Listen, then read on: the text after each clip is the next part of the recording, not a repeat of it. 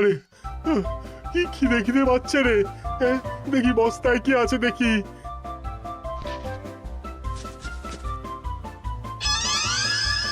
দু একটা পচা ফল, দেখি দেখি একটু ভালো আছে। এটা একটু ভালো আছে। হ্যাঁ, এটাই খাই। হ্যাঁ, এটাই খাই।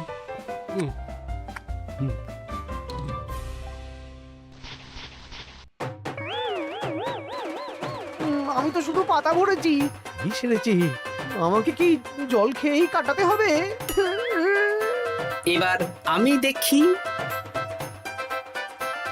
আহা, টাটকা ফল আর জল। আমার কাছে যা ফল আছে এগুলো খেয়ে আরাম করে 5-6 দিন কেটে যাবে। ও গোপাল, আমাকেও কটা ফল দাও না গো। ও গোপাল, আপনি এখান থেকে উঠুন, অন্য বাগানে ফুল হয়ে ফুটুন, ফল খাবেন।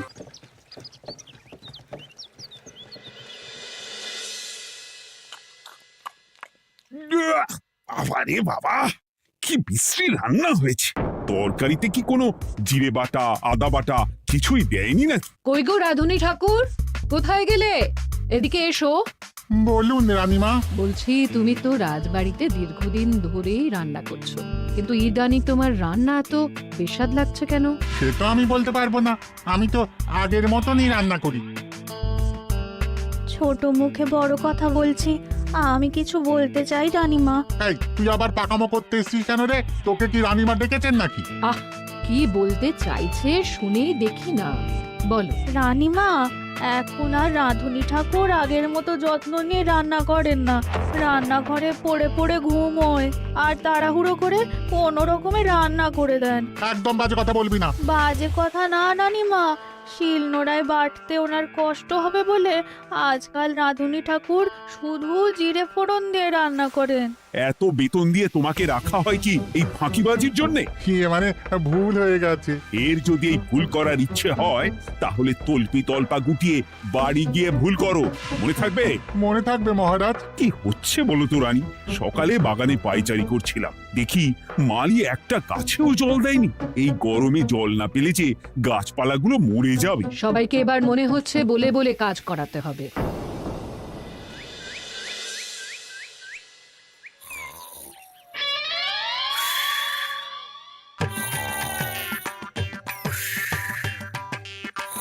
কি গো, কদিন ধরে তো তুমি শুধু খাচ্ছ আর ঘুমোচ্ছ। বাজার দোকান কিছুই নেই গো, রাজসভাতেও যাও না। কি যে করি।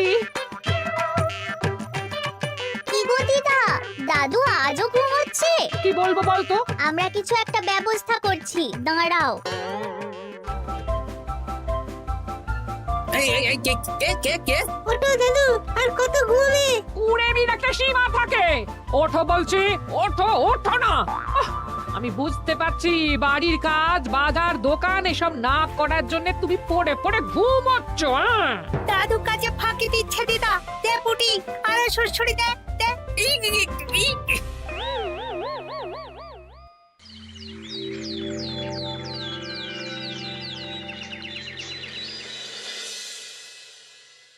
মহারাজের শরীর খারাপ না মন খারাপ? মহারাজ এরকম চুপ করে ঘুম মেরে থাকলে তো রাজপাট সব উঠে যাবে। কিছুই বুঝতে পারছি না। মহারাজ আছেন চুপটি করে, নেই যে মুখে শব্দ। ফাঁকি দিলে এবার তাকে করব আমি জব্দ। অনেক শুয়েছি, আর নয়। মহারাজ, কে ফাঁকি দিচ্ছে? আমি তো ফাঁকি দিই না। পণ্ডিত, তুমি দিচ্ছ নাকি ফাঁকি? না না, বৈদ্য। আমি ফাঁকি দিলে সবাই ওই রোগে ভুগে মরে যাবে। আমি তো রোজ সময়ই রাজসভায় আসি, তাহলে আমি বলছি আসল কারণ। রাজবাড়ির রাঁধুনি ফাঁকি দিচ্ছে, আর 3 দিন ধরে রাজসভায় গোপাল বেপাত্তা। হ্যাঁ, এই গোপাল বেটাই আসল ফাঁকিবাজ। ওকে বরখাস্ত করে দিন। গোপালকে যদি বরখাস্ত করা হয় তাহলে বিপদে আপদে মহারাজের পাশে দাঁড়াবে কে? অসময় মহারাজ বুদ্ধি পাবেন কার কাছে? এই সুযোগ, এই সময় গোপালকে মহারাজের চক্ষুশূল করতে হবে, তাহলে আমি একেবারে জেঁকে বসতে পারবো। মহারাজ, গোপাল ঠিক কতটা ফাঁকিবাজ হয়ে উঠেছে তার কোনো ইয়ত্তা নেই। হ্যাঁ বলুন তো। বেটা গোপাল কোনোদিন সঠিক সময়ে রাজসভায় আসে না, কোনো দিন তো আসেই না, যেমন আজকেও আসেনি। আর না এলে মহারাজকেও কারণ নামটা জানায় না। আপনাকে সম্মান করা তো দূরের কথা, কোনো ভ্রুক্ষেপই করে না। এটা কিছুটা হলেও মন্ত্রী মশাই ঠিক কথা বলছেন। হ্যাঁ, এ তো একদম সঠিক কথা। ঠিক বলেছ। প্রহরী, প্রহরী, বলুন মহারাজ। তুমি আরেকজনকে সাথে নিয়ে এক্ষুনি গোপালকে তুলে নিয়ে এসো। আচ্ছা মহারাজ। বলি তুমি আজকেও রাজসভায় কামাই করবে? অর্ধেক দিন কামাই করলে বেতন কাটা যাবে গো। গিন্নিমা, গোপালকে মহারাজ ডাকলেন। ওই দেখো, রাজবাড়ি থেকে প্রহরীও ডাকতে এসেছে। ওহ, মহারাজের আদেশ না শুনলে তোমাকে তুলে নিয়ে যেতে বাধ্য হব। আরে দাঁড়িয়ে দেখছিস কি, তুলে নিয়ে চল। ঠিক বলেছিস, তুই হাত ধর আর আমি পা ধরি। এই, কে কে? আমরা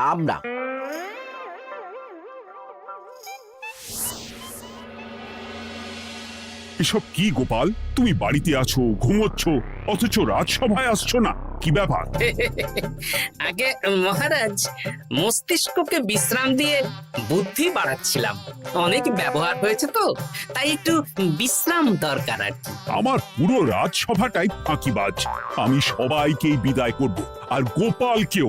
এই সেরেছে, আমি ফাঁকিবাজ নই মহারাজ। আমি খোঁজ নিয়ে দেখেছি, সবাই কম বেশি গায়ে হাওয়া লাগিয়ে ঘুরছে। মহারাজ, আমি তো নদীর পাড়ে বসে শীতল হাওয়া গায়ে লাগাই, তবেই তো ঢেউয়ের মতো আমার ছন্দ আসে।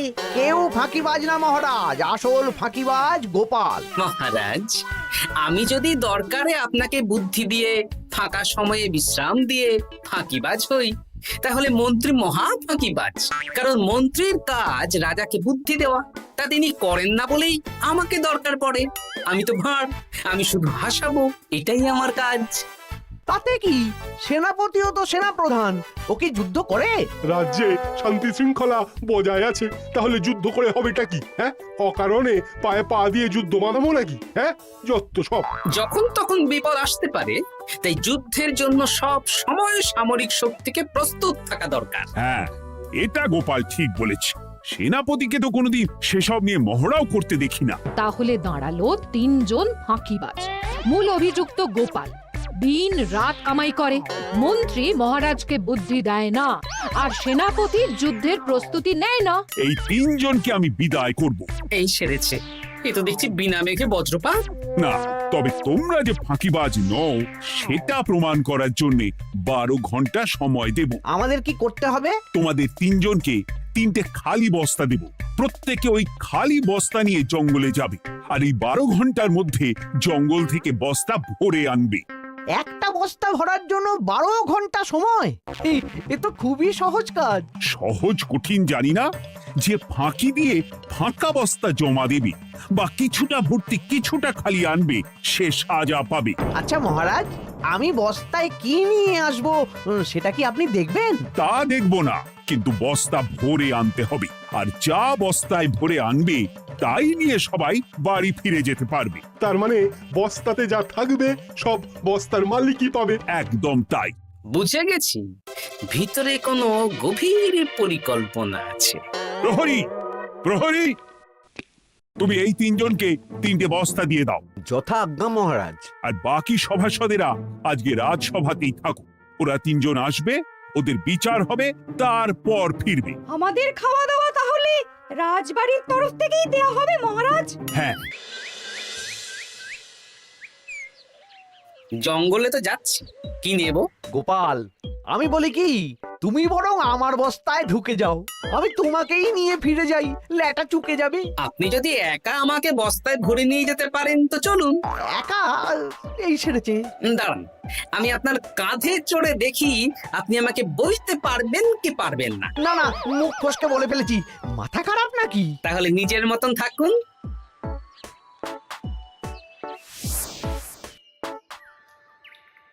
এমন কি বা আছে এই জঙ্গলে? আমার কাজে লাগার মতন তো কিছুই দেখতে পাচ্ছি না। ওই তো ওই দিকটা একটু ছায়া আছে বেশ, ওই গাছের নিচে গিয়ে বিশ্রাম নি। সেনাপতি, অত চিন্তা ভাবনা করার কিছুই নেই। মহারাজ তো আর দেখবেন না আমরা বস্তায় কি ভরে নিয়ে যাব। 12 ঘন্টা অনেক সময়। এখন বিশ্রাম নাও। আপনার ইঁদুরের পেট, আপনি বিশ্রাম নিন। দেখি জঙ্গলের থেকে কিছু ফল পেড়ে আগে খাই, তারপর না হয় ওই বস্তাটা ওই ফলমূলের খোসা আর মাটিতে পড়ে থাকা পাতা দিয়ে ভরিয়ে মহারাজের কাছে নিয়ে যাব। হ্যাঁ, বস্তা যখন বাড়ি নিয়েই যেতে পারবো, তাহলে বনের সব থেকে ভালো ভালো ফলগুলো আগে ভরে নি। গিন্নিকে এবার বলবো, বাজার আনি না তো কি হয়েছে, দেখো কত ফল এনেছি। যাই, এর থেকে কিছু মহারাজকে ভেট দেব, মহারাজ বেশ খুশি হবেন।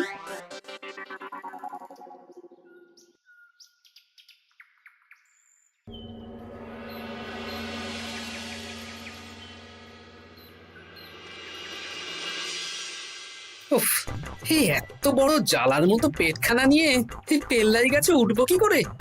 দূর দূর, আশেপাশে ঢিল পাথরও দেখতে পাচ্ছি না। এই বুড়ো বয়সে হাড়গোড় ভাঙলে সে এক খারাপ ব্যাপার হবে। আরে দূরে ওদিক থেকে আওয়াজ পাওয়া যাচ্ছে, তার মানে এই বনে কেউ এসেছে। ভাই মদন, এই গাছটা ঝড়ে ভেঙে অনেক দিন পড়েছিল, এটা তো নেবই। তুই ওদিকে দেখ, কত মোটা একটা সেগুন গাছ রে। ওই গাছটা নিয়ে গেলে আমরা 1 বছর বসে খেতে পারবো। তাহলে আর দেরি কেন, হাত লাগা। আরে আরে আরে, করো কি, এগুলো সব আমাদের মহারাজ কৃষ্ণচন্দ্রের পছন্দের গাছ। ভুলেও এই গাছ কেটে নিয়ে যাওয়ার ভাবনা চিন্তা করো না। আর ওই সেগুন গাছটা তো মহারাজের সবচেয়ে প্রিয়। আরে মহারাজ কি করে জানবে শুনি, এই বনে তো তিনি ভুল করেও আসেন না। এই যে আমি আসি, আমি মহারাজের দূত। তোমরা যদি ভুল করে ওই সেগুন গাছে হাত দাও, তাহলে কিন্তু তোমাদের গর্দান যাবে। এই সেরেছে, কিন্তু আমরা তো কাঠুরিয়া, কাঠ ছাড়া পেট চালাবো কি করে? সে তোমাদের ব্যবস্থা তোমরা করো, অন্য অনেক কাজ আছে। এই সামনের গাছটা মরে পড়ে আছে, এটার কাঠ আমরা নিয়ে যেতে পারবো তো? তা পারবে, এতে অত চিন্তার ব্যাপার নেই। গোপাল আছে যখন, তখন এই রাজ্যের কেউ মুশকিলে থাকবেই না। শুধু তোমাদের একটা কাজ করতে হবে। কি কাজ? এই নাও বস্তা, আমার জন্য এই জঙ্গল থেকে টাটকা বিভিন্ন ফল পেড়ে এই বস্তা ভরে দাও। তাহলে মহারাজকে আর তোমাদের কথা বলবো না, বুঝলে? আর তোমাদের যাতে রাজবাড়িতে কোনো কাজ হয় সেই নিয়ে মহারাজের কাছে সুপারিশও করো, কেমন? বেশ বেশ, তুমি তাহলে এখন এখানে বিশ্রাম করো, আমরা তোমার বস্তা ভরে ফল নিয়ে আসছি। ঠিক আছে, আমি তোমাদের কুঠার পাহারা দিচ্ছি, তোমরা ভালো তরতাজা ফল বস্তায় ভরে নিয়ে এসো।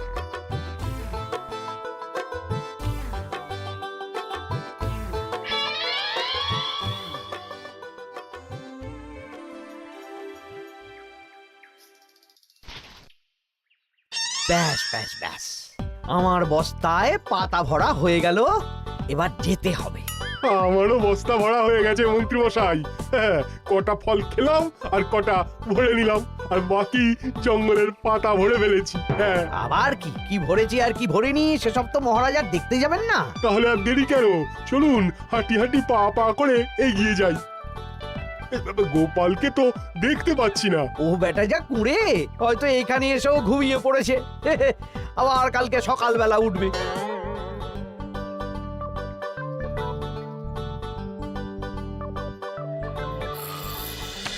এই যে ভাই, এই যে হ্যাঁ, কে কে?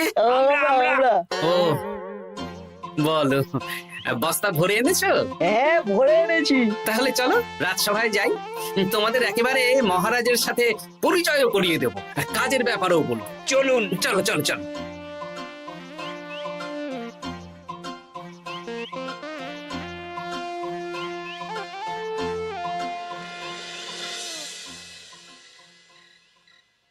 দেখা যাক মন্ত্রী সেনাপতি গোপাল কখন বস্তা ভরে আনে। এই তো চলে এসেছি, বিশ্রাম নিলাম, বস্তাও ভরে ফেললাম। এই দেখুন মহারাজ, আমিও বস্তা ভরে এনেছি। বাহ, তোমাদের বস্তা দেখে তো মনে হচ্ছে খুব হালকা। হ্যাঁ, আপনি যখন আমাদের বস্তা ভরে কি এনেছি সেটা দেখবেন না, তখন অত খাটাখাটনি করে কি লাভ মহারাজ? কিন্তু গোপালের এখনো অব্দি দেখা নেই, ও কি সোনা গয়না ভরে আনছে? গোপাল যা কুঁড়ে আর ঘুমকাতুরে, হয়তো জঙ্গলেও ঘুমিয়েই পড়েছে। মহারাজ, আপনি একটা কাজ করুন, আমাকে আর মন্ত্রী মশাইকে যুগ্মভাবে বিজয়ী ঘোষণা করে দিন, ব্যাস। এত তাড়া কিসের? বাবা বাবা বাবা বাবা, তোমরা তিনজনেই বস্তা ভরে এনেছো, আমি খুব খুশি। আমার কথা শুনে কাজ করেছো, তোমরা তিনজনেই বিজয়ী। এবার বাড়ি যাও, যাও। গোপাল কি করে বিজয়ী হয় মহারাজ?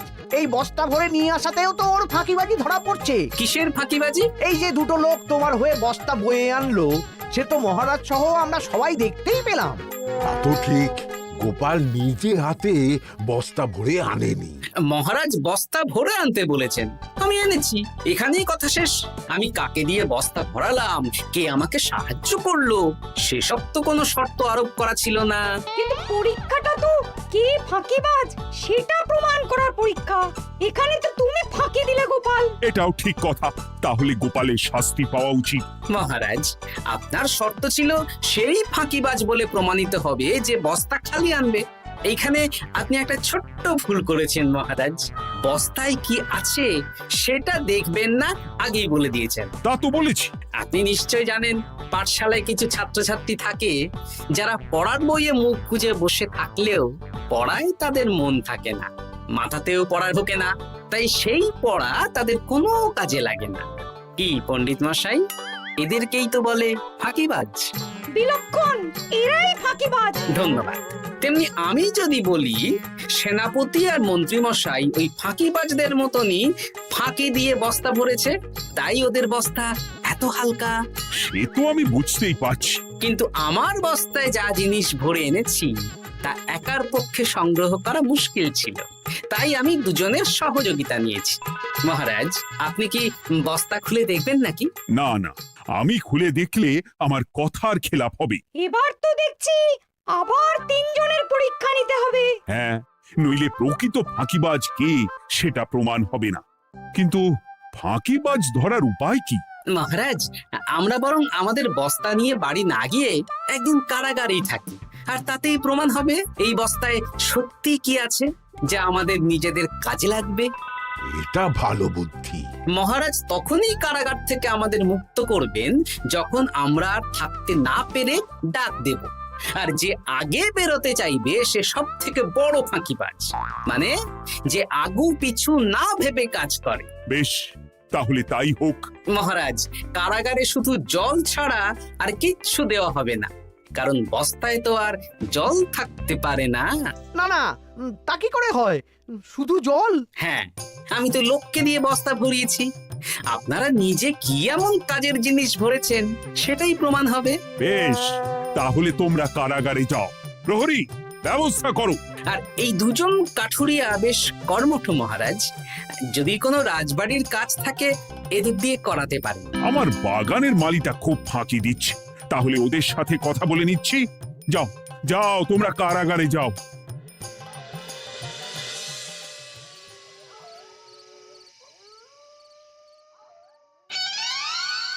ওরে বাবা রে, কি খিদে খিদে পাচ্ছে রে।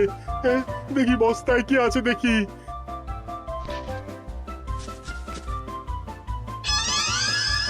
দু একটা পচা ফল, দেখি দেখি একটু ভালো আছে। এটা একটু ভালো আছে, হ্যাঁ এটাই খাই, হ্যাঁ এটাই খাই।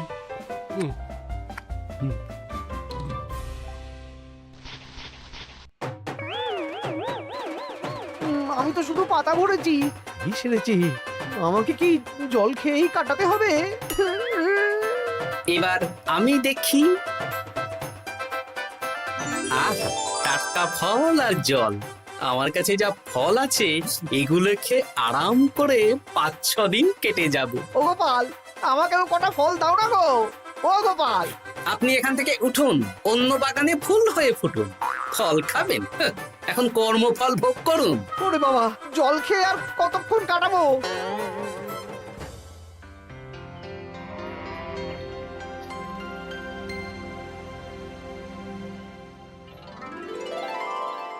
উফ, পেটটা চুই করছে, কি খিদে পেয়েছে না। আমি আমি বাড়ি যাব। আপনি বাড়ি যাবেন? হ্যাঁ। তাহলে বেরিয়ে আসুন, বেরিয়ে আসুন। বেটা গোপাল কায়দা করে এমন শর্ত দিতে বললো, পুরো ফেঁসে গেলাম। আমারও তো খাওয়ার মতন তেমন কিছু নেই, আমিও এখানে থাকবো না। আমি এখানেই আছি, ফল খাবো, জল খাবো, আর প্রকৃতির ডাক এলে একটু বাইরে যাব।